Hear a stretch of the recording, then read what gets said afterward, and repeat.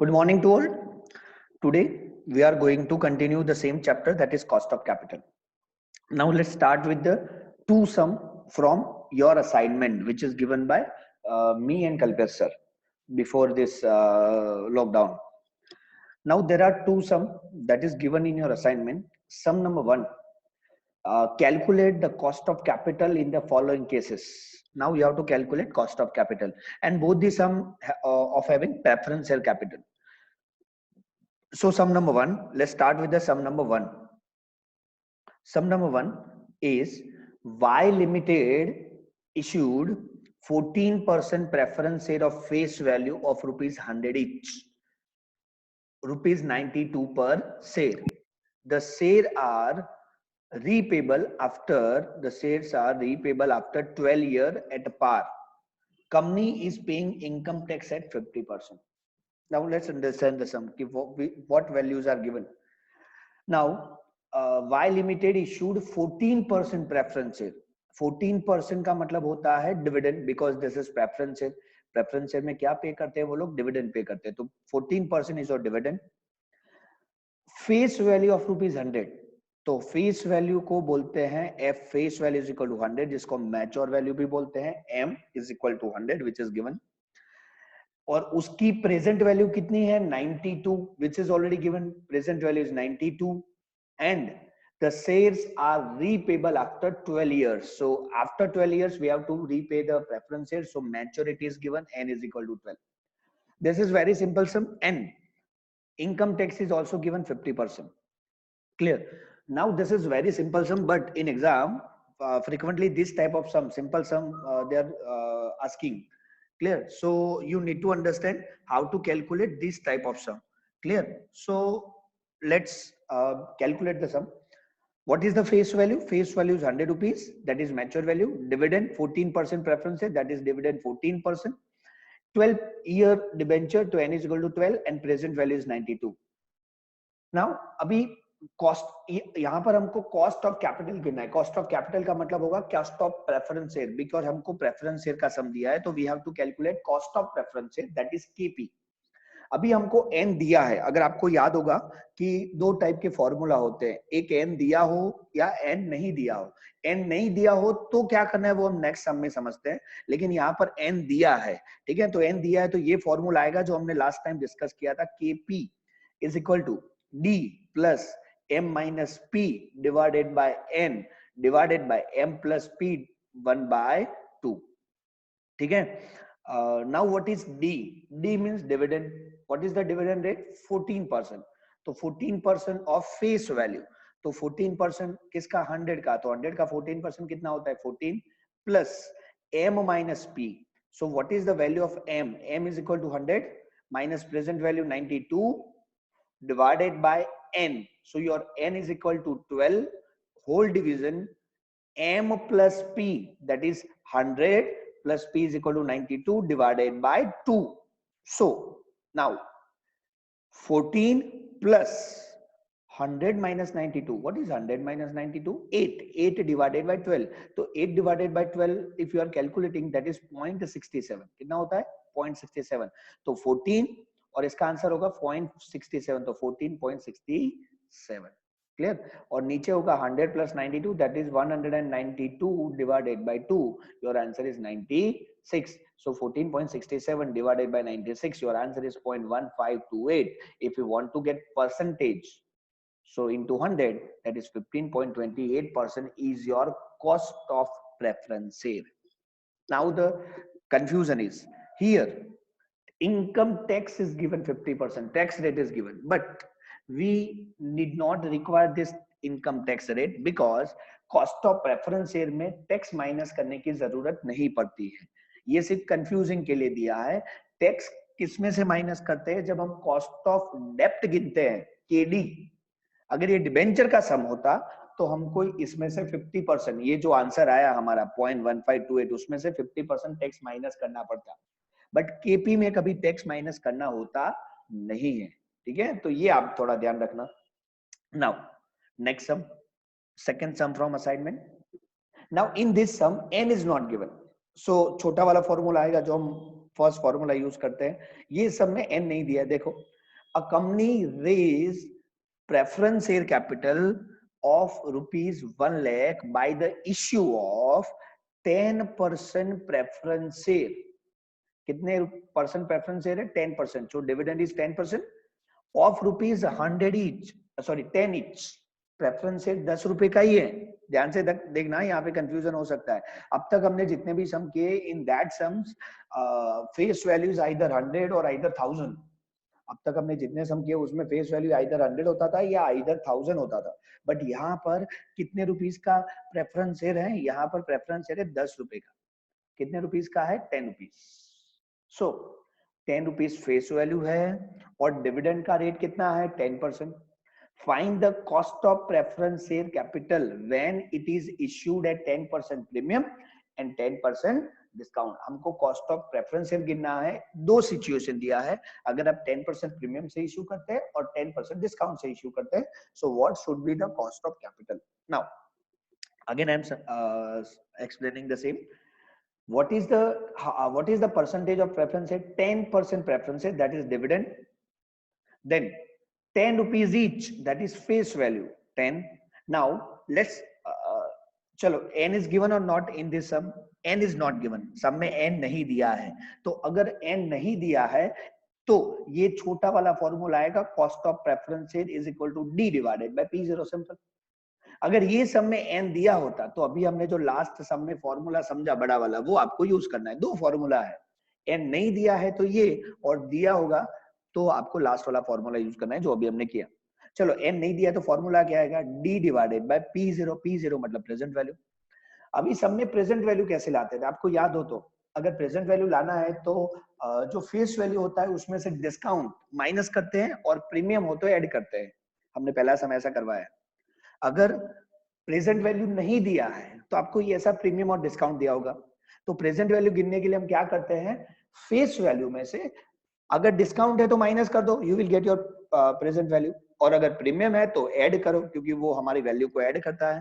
ठीक है, जैसे कि पहला सम हम करते हैं, अगर 10% प्रीमियम से इश्यू किया, ये फर्स्ट वन, अगर 10% प्रीमियम से इश्यू किया, चलो फेस वैल्यू कितना है? 10, और 10 रुपीस का प्रेफरेंस शेयर है, उसका 10% प्रीमियम। चलो, 10 रुपीस का 10% कितना होता है? 1 रुपीस। तो 1 रुपीस तो ऐड करना है, प्रीमियम है, तो 10 रुपीस का 10% प्रीमियम, दैट इज 1 रुपीस। ये 10 में 1 रुपी ऐड कर दो तो आपका प्रेजेंट वैल्यू कितना आएगा? 11। फिर से 10 रुपए का शेयर है, 10% प्रीमियम ऐड कर दो, 11 रुपए। चलो, 10% डिस्काउंट हो तो राइट हैंड साइड एक और सिचुएशन है, 10% डिस्काउंट से इश्यू किया तो प्रेजेंट वैल्यू कितना आएगा? What is your face value? 10।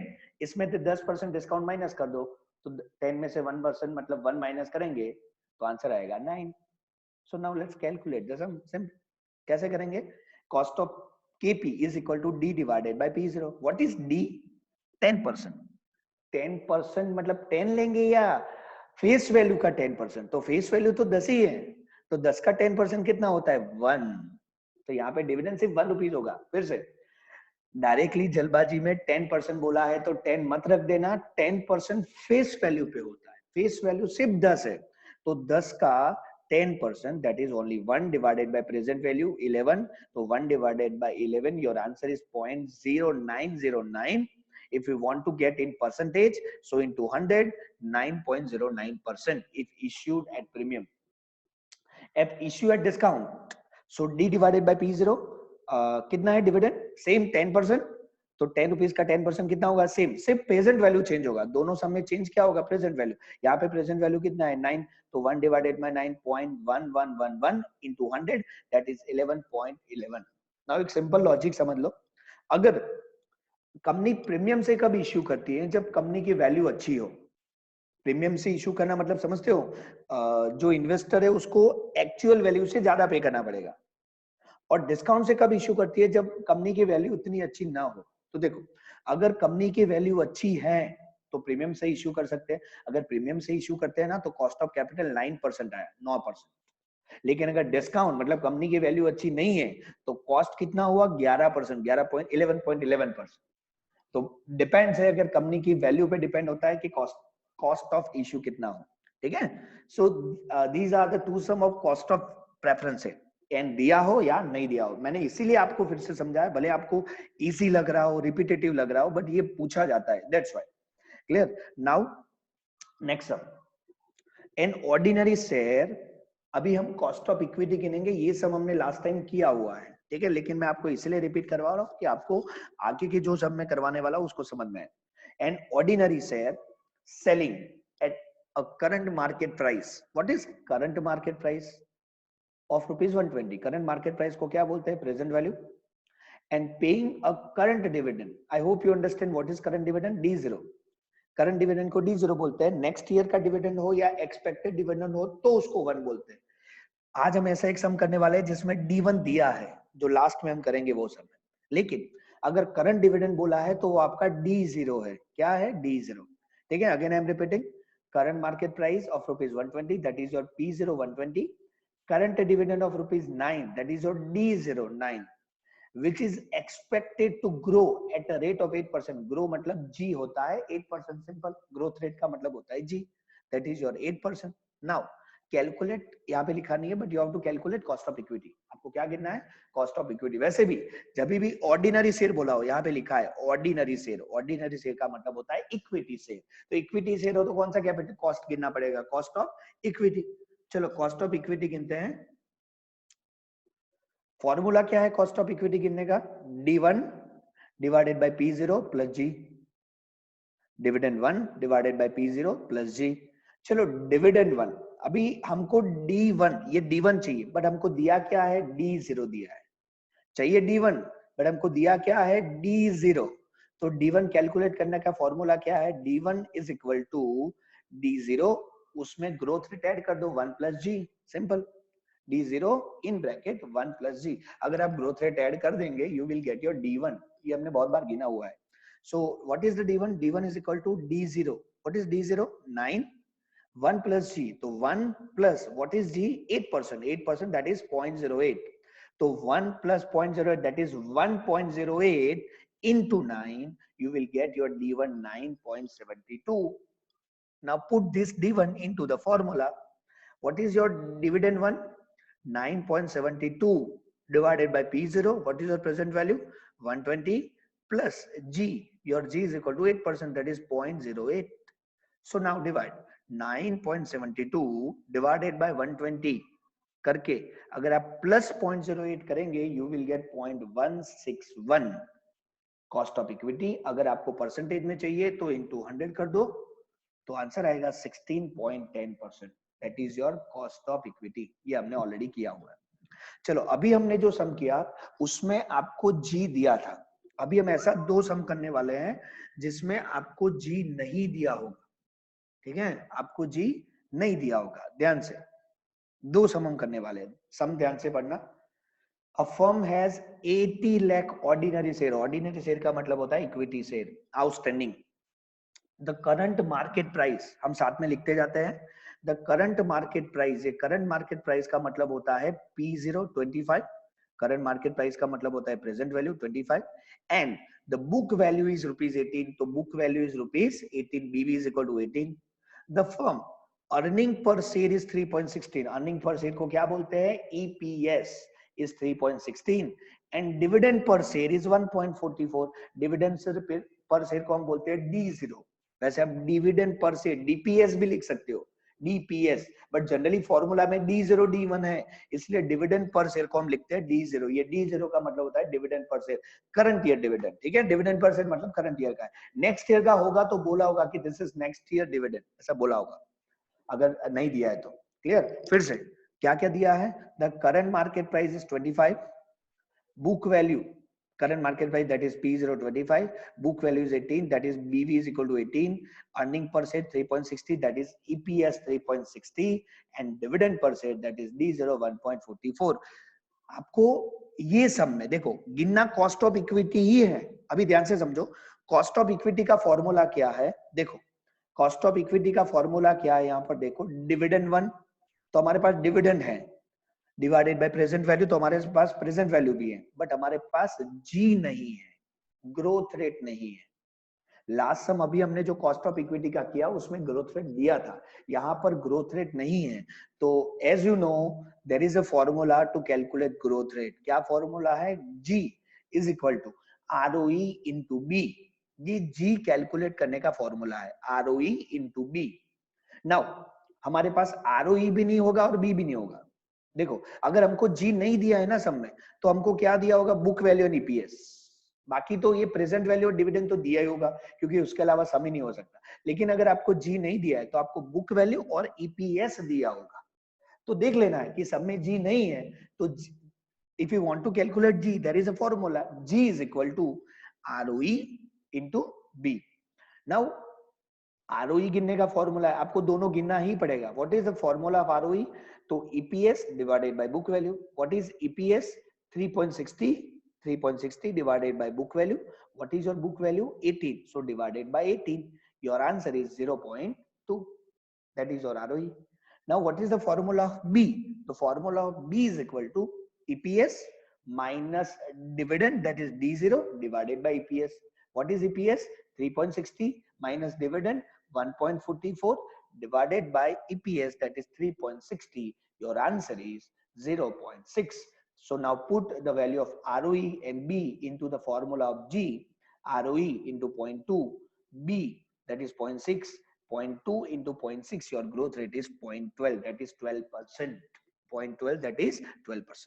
Now let's put all the values in the formula, but before that we need to calculate D1 because D0 is given और formula में क्या चाहिए? D1. So same formula, D1 is equal to D0 1 plus G. What is D0? 1.44 1 plus G. Now what is G? 0.12. So 1 plus 0.12. So 1.12 into 1.44. Your D1 is equal to 1.61. So now put dividend 1, 1.61 divided by P0, that is 25, plus G, that is 0.12. Growth rate we already calculated 0.12. अभी हमने गिना ना 0.12. So 0.12. So 1.61 your D1 divided by present value 25 plus G, that is 0.12. So 1.61 divided by 25 करके अगर आप 0.12 add करेंगे, your answer is 0.1844 cost of equity. अगर into 100 करेंगे, you will get in percentage 18.44%. ठीक है? अभी हम जो सम करवाने जा रहे हैं वो इंपॉर्टेंट है, ध्यान से समझना। ठीक है, सेम है बट एक चेंज है, वो क्या है समझते हैं। Now example number 5 in your book, ध्यान से। A company has 50 lakh ordinary share. Company के पास कितने शेयर है? 50 लाख ऑर्डिनरी शेयर आउटस्टैंडिंग। ध्यान से समझना, ये एक चेंज है, बाकी सब सेम है। 50 लाख आउटस्टैंडिंग शेयर है, that is ordinary share, equity share. The market price, the market price of the share is 96. अभी मार्केट प्राइस को क्या बोलते हैं? P0, प्रेजेंट वैल्यू बोलते हैं। ठीक है, P0 मार्केट प्राइस को प्रेजेंट वैल्यू बोलते हैं 96। while हम शांति से पढ़ रहे हैं, again I am repeating, the market price of the share is 96. so what is market price? That is present value. Present value is equal to 96, while the book value is 65. What is your book value? Book value is 65, BV. Now firm earning and dividend per share, firm earning and dividend per share, देखो दोनों साथ में दिया, earning and dividend per share is 10 and 7. So earning per share, that is EPS is equal to 10, and dividend per share, that is D0 जिसको बोलते हैं, वो क्या दिया है? 7. So earning per share and dividend per share, that is 10 and 7, 10 and 7. Now the change is here. The company want to issue 10 lakh share. अभी company 10 lakh और share issue करना चाहती है, ध्यान से समझना। कंपनी ने ऑलरेडी 50 लाख शेयर इशू किए हैं और उसका मार्केट प्राइस कितना था? 96, पुराने शेयर का। ठीक है, अभी क्या करे? Company want to issue 10 lakh share, नए इशू करना चाहती है विद नेट प्रोसीड ऑफ 80 पर शेयर। अभी नेट प्रोसीड का मतलब होता है new present value. Net proceed का मतलब होता है नई प्रेजेंट वैल्यू। कितनी दी है? 80। ठीक है, यहाँ पे मैंने लिखा है, देखो, new present value is equal to 80। अभी द कंफ्यूजन इज, सब में क्यों दो प्रेजेंट वैल्यू दी है? एक पुरानी दी है, देखो पुरानी 96 है, दो प्रेजेंट वैल्यू है, एक 96 है और एक नेट प्रोसीडिंग का मतलब होता है न्यू प्रेजेंट वैल्यू, याद रखना। नेट प्रोसीडिंग का मतलब होता है न्यू प्रेजेंट वैल्यू, नई भी दी है 80 रुपीज। पूछा क्या है, ध्यान से समझो, what is the cost of capital of, last में पढ़ो, न्यू इश्यू बोला है। तो ध्यान से समझना, अगर आपको कभी भी cost of capital of the new issue पूछा है, देखो अब तक क्या पूछा होता था, calculate cost of capital, calculate cost of capital, simple ऐसा बोला होता था, ठीक है, हर बार। बट यहाँ पे calculate cost of capital of new issue, जब आपको cost of capital new issue के लिए गिनना है तो आपको नई प्रेजेंट वैल्यू लेनी है। सम में कैलकुलेट करने के लिए कौन सी प्रेजेंट वैल्यू लेनी है, नई। तो आपको जब न्यू इश्यू बोला होगा ना तो नई प्रेजेंट वैल्यू दी होगी, ठीक है, ऑलमोस्ट 100% दी होगी। तो याद रखना, आपको क्या बोला है, calculate cost of capital of new issue, तो आपको नई प्रेजेंट वैल्यू लेनी है 80, ये 96 नहीं लेनी है, क्योंकि ये पुराने इश्यू की प्रेजेंट वैल्यू है, जो हमने पुराना इश्यू किया है 50 लाख का, उसकी ये प्रेजेंट वैल्यू है। हमको तो नए 10 लाख शेयर इश्यू करने और उसका कॉस्ट गिनना है, तो उसकी प्रेजेंट वैल्यू लेनी पड़ती है, ठीक है, याद रखना, नई प्रेजेंट वैल्यू बोली हो तो। So now cost of equity गिनना है, तो formula as you know, formula तो आप जानते ही हैं, कॉस्ट ऑफ इक्विटी का फॉर्मूला क्या है, KE, cost of equity is equal to dividend 1 divided by P0 plus G। चलो अभी सेम टू सेम, ये सब में भी हमारे पास G नहीं है, क्योंकि बुक वैल्यू और EPS दिया है, ये सब में भी हमारे पास क्या नहीं है, G नहीं है। तो how to calculate G, G को कैसे कैलकुलेट किया जाए, तो G का फॉर्मूला आप जानते ही हैं, what is the formula of G, ROE into B, yes or no, ROE into B, और as you know ROE और B नहीं दिया है, तो what is the formula of ROE, ROE का फॉर्मूला है EPS divided by book value, what is the value of EPS, 10 divided by what is the value of book value, 65, so 10 divided by 65 is equal to 0.15. Now for G, ROE is 0.15. We also have to calculate B. So what is the formula of B? EPS minus D0 divided by EPS. What is EPS? 10. What is D0? Dividend 7 divided by EPS 10. So 10 minus 7, 3. 3 divided by 10, your answer is 0.3. That is 13%. ठीक है? So now let's calculate G. G is equal to ROE into B. ROE कितना है? 0.15. B कितना है? 0.3. So your growth rate is 0.045. 0.045 का मतलब होता है 4.5% ग्रोथ रेट है, कम है 4.5%। मैं आपको फिर से समझा दूं, ये सब में और लास्ट सब में एक चेंज है, वो क्या चेंज है कि एक्चुअली लास्ट सम में और ये सब में बाकी सब सेम है। देखो लास्ट सम में भी जी नहीं दिया था और ये सब में भी नहीं दिया है, तो हमने जी का फॉर्मूला क्या रखा, ROE इंटू बी, ठीक है, और ROE इंटू बी करके हमने जी का वैल्यू कैलकुलेट किया, पहले ROE गिना, फिर हमने क्या गिना, बी, ठीक है, और हमने जी के फॉर्मूला में रख दिया, तो हमारा जी कितना है, 0.045, ठीक है, ये लास्ट सम जैसा ही है।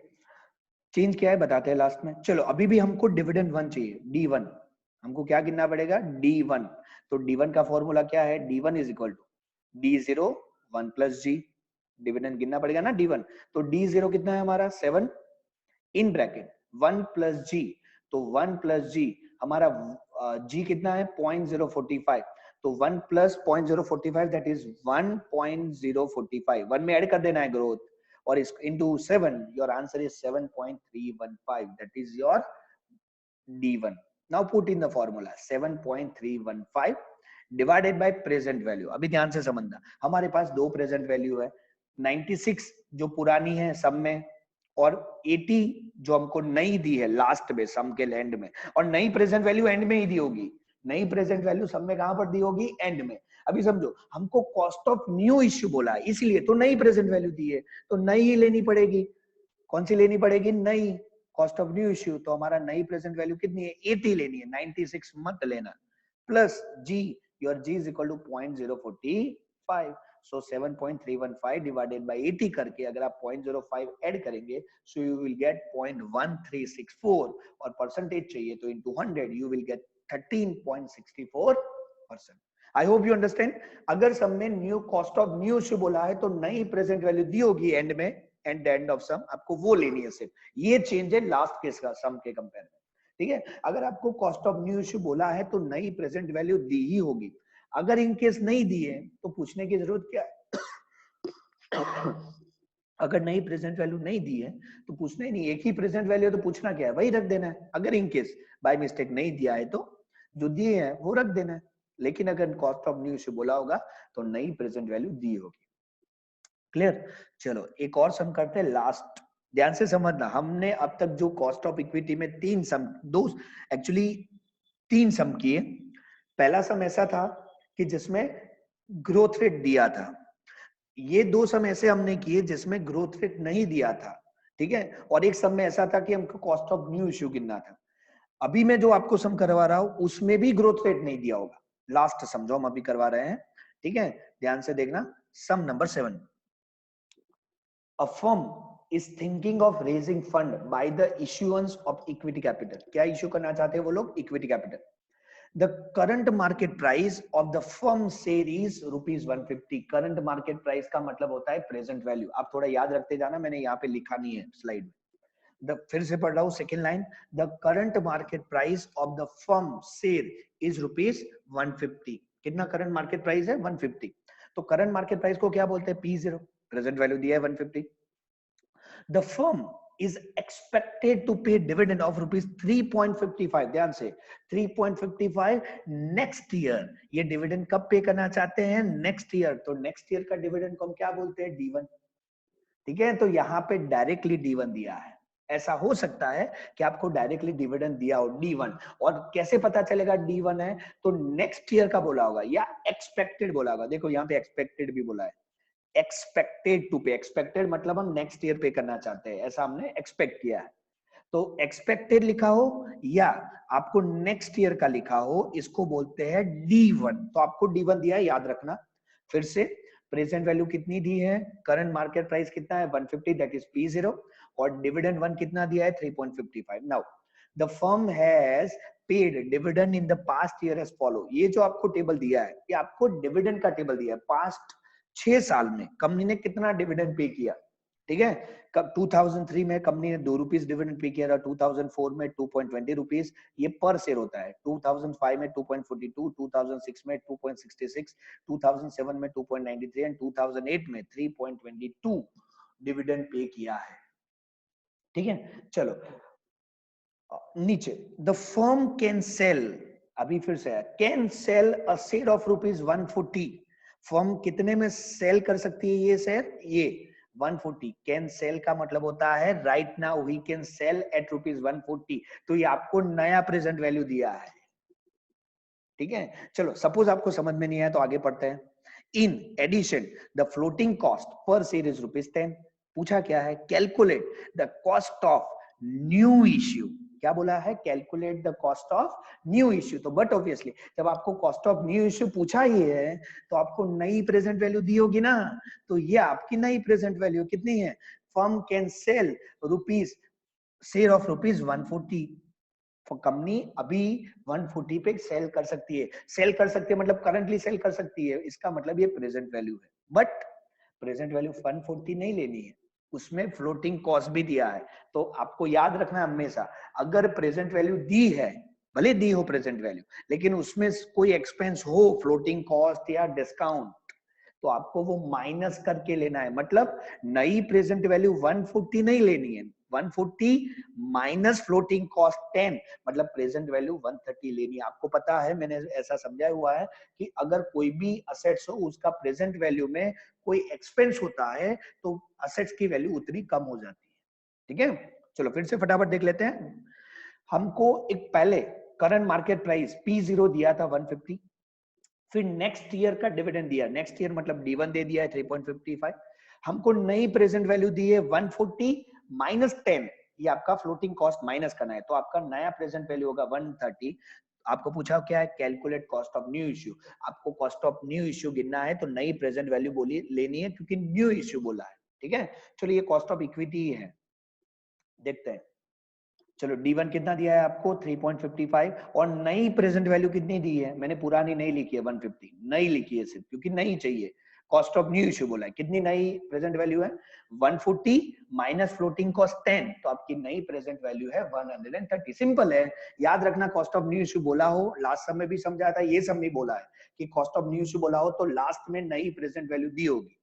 हाँ, अगर नई प्रेजेंट वैल्यू में आपको ये कोई ऐसा कोई फ्लोटिंग कॉस्ट ऐसा कुछ दिया है तो वो माइनस कर देना, सिंपल, या डिस्काउंट दिया हो तो, और फिर आपको प्रेजेंट वैल्यू लेनी। सो now let's calculate cost of equity. What is the formula of cost of equity? Dividend 1। सो हमारा डिविडेंड 1 कितना है 3.55, प्रेजेंट वैल्यू तो हमने नई प्रेजेंट वैल्यू कितनी लाई 113 प्लस जी, चलो ये सब में फिर से जी नहीं दिया है, जी नहीं दिया है इसीलिए तो डिविडेंड दिया है। आपको क्या दिया है? डिविडेंड। ये डिविडेंड क्या होता है पता है? हमको जो सब में जी दिया होता है ना ग्रोथ रेट, वो डिविडेंड का ही ग्रोथ रेट होता है कि भाई 10% ग्रोथ रेट है, इसका मतलब हर साल डिविडेंड 10% से ग्रो करता है। ग्रोथ रेट 8% है, इसका मतलब हर साल डिविडेंड 8% से ग्रो करता है। यहाँ पे आपको ग्रोथ रेट नहीं दिया है पर उल्टा दिया है, डिविडेंड दे दिया है लास्ट 6 ईयर के।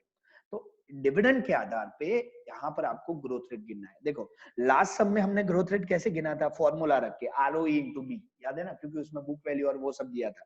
बट यहाँ पे जी गिनने का मेथड अलग है, आपको डिविडेंड दिया है उसके आधार पे जी गिनना है। कैसे गिनेंगे? देखो ये 6 साल का डिविडेंड है आपको जो दिया है, अभी पहले साल में कोई ग्रोथ रेट नहीं आएगा क्योंकि लास्ट ईयर का डिविडेंड नहीं है, ठीक है। अभी दूसरे साल का ग्रोथ रेट कैसे गिनेंगे? आपको पता है ना, new minus old divided by old करते हैं, new value minus old value divided by old value. देखो अगर सेकेंड ईयर का गिनना है तो न्यू वैल्यू कितना है, अगर आपके पास कैलकुलेटर है यू कैन यूज कैलकुलेटर।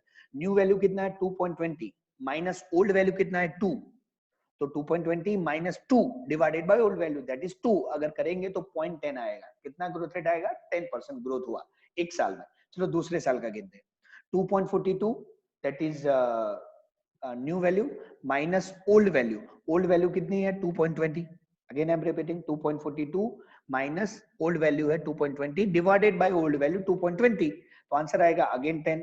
एक और साल का कर देते last new year 2.66 minus old 2.42 divided by old that is 2.42, तो आंसर आएगा 0.10। अब सबका गिनेंगे ना तो आंसर सेम ही रहेगा, ठीक है। तो उसका एवरेज करना है, क्या करना है? एवरेज। हाँ सबका सेम है तो पांचों का 1 2 3 4 5, हमारे पास कितने वैल्यू है 5, तो पांचों का टोटल करो तो 0.50 होगा, 0.50 डिवाइडेड बाय 5 एवरेज होगा 0.10।